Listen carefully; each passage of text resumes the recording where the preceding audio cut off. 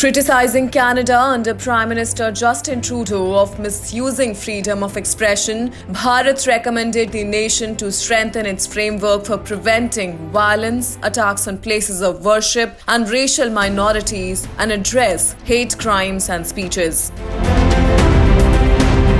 While addressing the United Nations Human Rights Council review meeting in Geneva, First Secretary, Permanent Mission of Bharat, K.S. Mohammed Hussain, noted that Bharat welcomes and is thankful to the Canadian delegation for presentation of their national report to combat human trafficking. Mr. Vice President, India welcomes and thanks the delegation of Canada for the presentation of their national report.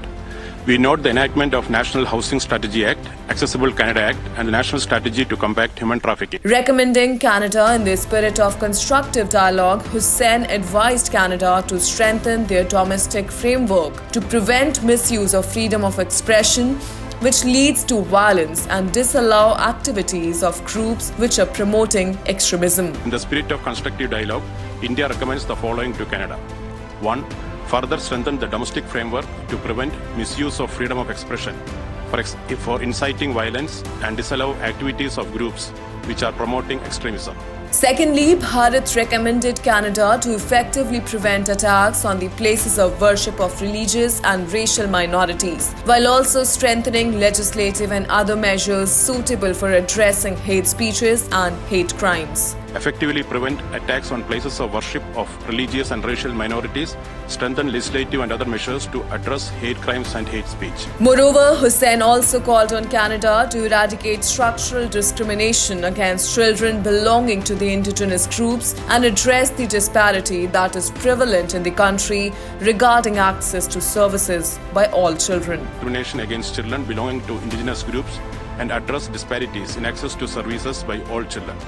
We wish the delegation of Canada all success. Notably, Bharat's recommendations closely followed the UN report that had condemned Canada for engaging in modern slavery.